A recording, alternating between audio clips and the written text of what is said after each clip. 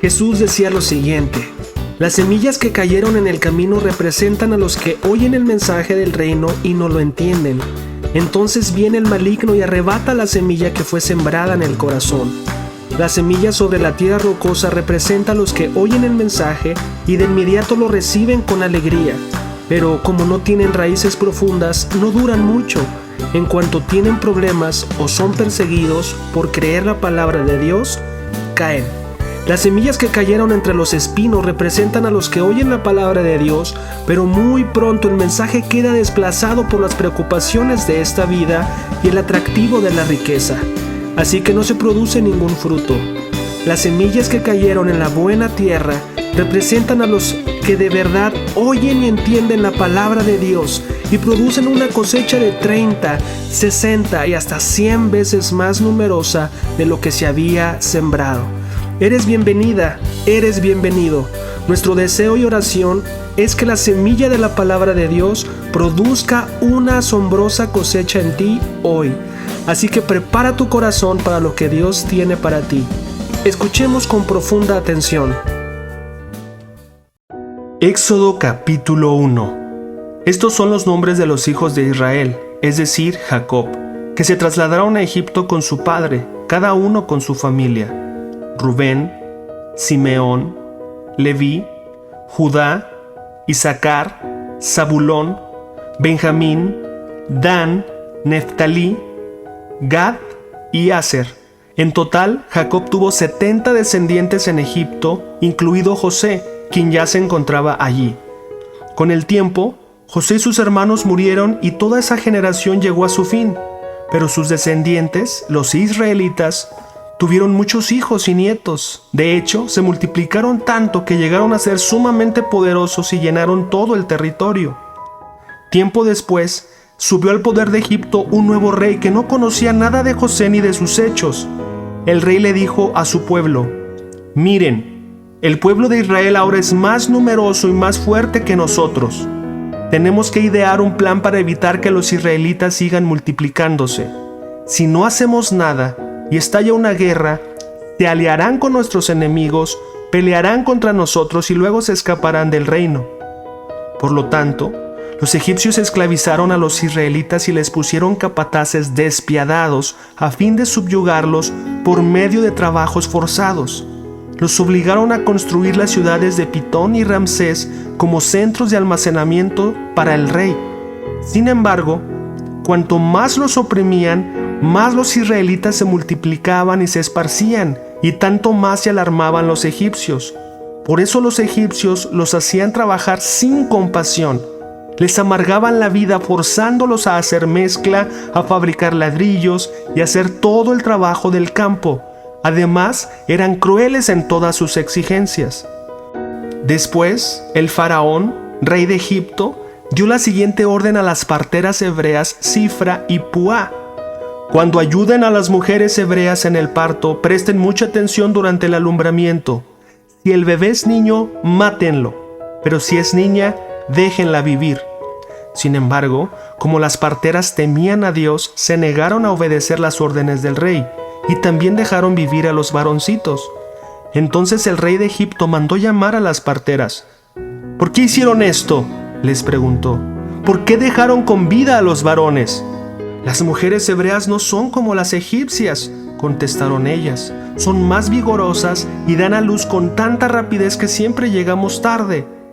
Por eso Dios fue bueno con las parteras, y los israelitas siguieron multiplicándose y se hicieron cada vez más poderosos.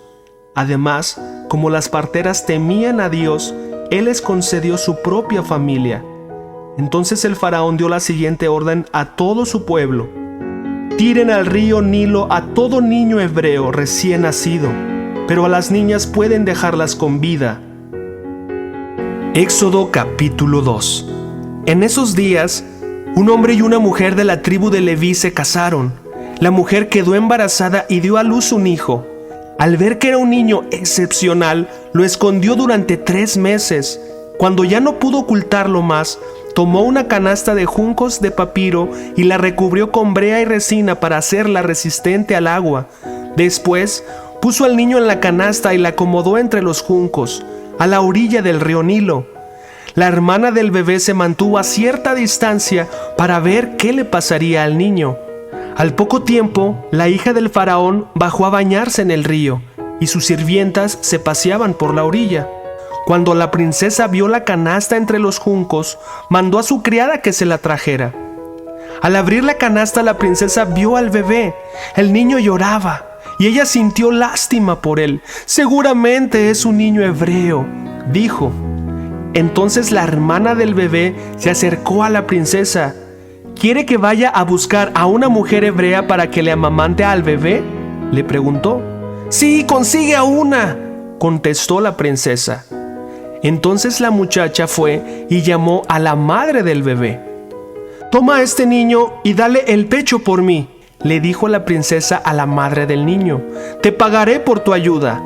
Así que la mujer se fue con el bebé a su casa y lo amamantó. Años más tarde, cuando el niño creció, ella se lo devolvió a la hija del faraón, quien lo adoptó como su propio hijo y lo llamó Moisés, pues explicó: «Lo saqué del agua». Muchos años después, cuando ya era adulto, Moisés salió a visitar a los de su propio pueblo, a los hebreos, y vio con cuánta dureza los obligaban a trabajar. Durante su visita, vio que un egipcio golpeaba a uno de sus compatriotas hebreos. Entonces Moisés miró a todos lados para asegurarse de que nadie lo observaba, y mató al egipcio y escondió el cuerpo en la arena. Al día siguiente, cuando Moisés salió de nuevo a visitar a los de su pueblo, vio a 2 hebreos peleando. «¿Por qué le pegas a tu amigo?», le preguntó Moisés al que había empezado la pelea. El hombre le contestó: «¿Quién te nombró para ser nuestro príncipe y juez? ¿Vas a matarme como mataste ayer al egipcio?». Entonces Moisés se asustó y pensó: «Todos saben lo que hice». Efectivamente, el faraón se enteró de lo que había ocurrido y trató de matar a Moisés, pero él huyó del faraón y se fue a vivir a la tierra de Madián. Cuando Moisés llegó a Madián, se sentó junto a un pozo. El sacerdote de Madián tenía 7 hijas, quienes fueron al pozo como de costumbre para sacar agua y llenar los bebederos para los rebaños de su padre. Pero llegaron unos pastores y las echaron de allí. Entonces Moisés se levantó de un salto y las rescató de los pastores. Luego sacó agua para los rebaños de las muchachas. Cuando las jóvenes regresaron a la casa de Reuel, su padre, él les preguntó: «¿Por qué hoy han regresado tan pronto?». «Un egipcio nos rescató de los pastores», contestaron ellas. «Después nos sacó agua y dio de beber a nuestros rebaños». «¿Y dónde está ese hombre?», le preguntó el padre. «¿Por qué lo dejaron allí? Invítenlo a comer con nosotros». Moisés aceptó la invitación y se estableció allí con Reuel.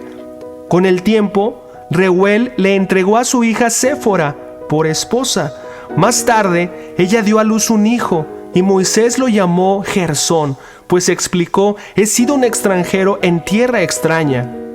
Con el paso de los años, el rey de Egipto murió, pero los israelitas seguían gimiendo bajo el peso de la esclavitud. Clamaron por ayuda y su clamor subió hasta Dios, quien oyó sus gemidos y se acordó del pacto que había hecho con Abraham, Isaac y Jacob. Miró desde lo alto a los hijos de Israel y supo que ya había llegado el momento de actuar. Salmos capítulo 15. Señor, ¿quién puede adorar en tu santuario? ¿Quién puede entrar a tu presencia en tu monte santo?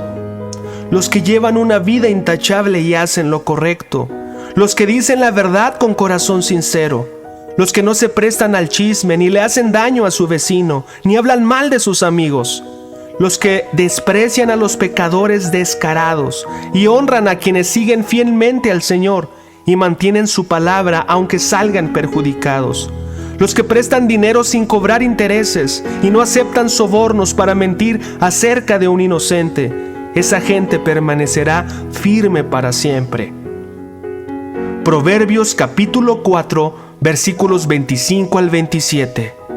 Mira hacia adelante y fija los ojos en lo que está frente a ti. Traza un sendero recto para tus pies. Permanece en el camino seguro. No te desvíes. Evita que tus pies sigan el mal. Mateo capítulo 17. 6 días después, Jesús tomó a Pedro y a los 2 hermanos Santiago y Juan y los llevó a una montaña alta para estar a solas. Mientras los hombres observaban, la apariencia de Jesús se transformó a tal punto que la cara le brillaba como el sol y su ropa se volvió tan blanca como la luz. De repente aparecieron Moisés y Elías y comenzaron a conversar con Jesús. Pedro exclamó: «Señor, es maravilloso que estemos aquí. Si deseas, haré 3 enramadas como recordatorios, una para ti, una para Moisés y la otra para Elías».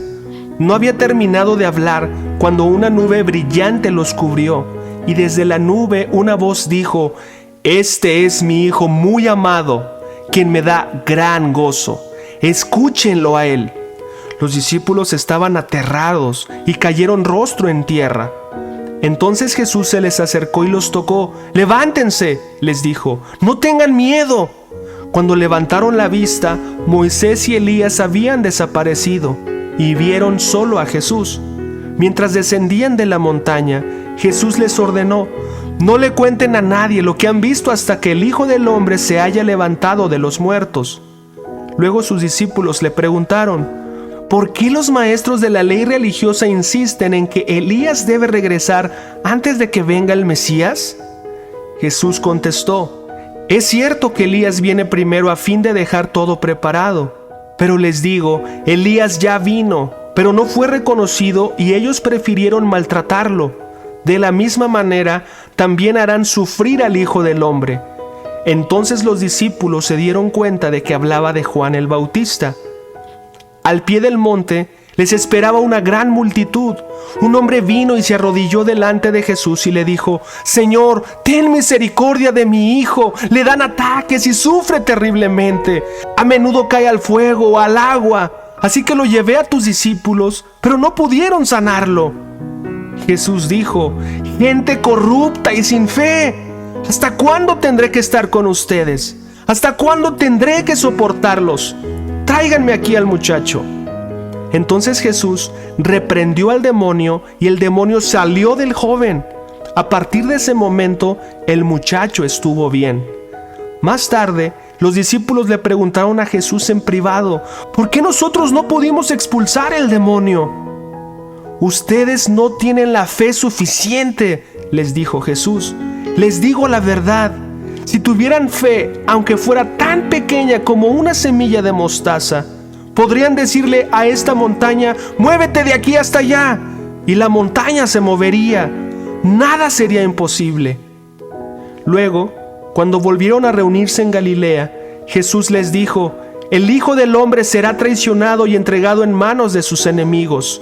Lo matarán, pero al tercer día se levantará de los muertos». Y los discípulos se llenaron de profundo dolor. Cuando llegaron a Capernaum, los cobradores del impuesto del templo se acercaron a Pedro y le preguntaron: «¿Tu maestro no paga el impuesto del templo?». «Sí, lo paga», contestó Pedro. Luego entró en la casa, pero antes de tener oportunidad de hablar, Jesús le preguntó: «¿Qué te parece, Pedro? ¿Los reyes cobran impuestos a su propia gente o a la gente que han conquistado?». «Se lo cobran a los que han conquistado», contestó Pedro. «Muy bien», dijo Jesús, «entonces los ciudadanos quedan exentos. Sin embargo, no queremos que se ofendan. Así que desciende al lago y echa el anzuelo. Abre la boca del primer pez que saques y allí encontrarás una gran moneda de plata. Tómala y paga mi impuesto y el tuyo».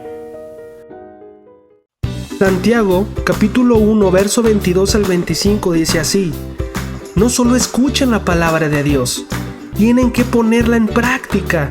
De lo contrario, solamente se engañan a sí mismos. Pues si escuchas la palabra pero no la obedeces, sería como ver tu cara en un espejo, te ves a ti mismo, luego te alejas y te olvidas cómo eres. Pero si miras atentamente en la ley perfecta que te hace libre y la pones en práctica y no olvidas lo que escuchaste, entonces Dios te bendecirá por tu obediencia». ¡Qué especial! Quiero invitarte a que no te olvides de llevar a la práctica lo que Dios habló en tu corazón hoy. quiero preguntarte, ¿escuchaste algún mandamiento que obedecer? ¿Cuál es? ¿Hay algún ejemplo que debemos imitar? ¿Hay algún ejemplo que debemos evitar? ¿Qué llamó tu atención?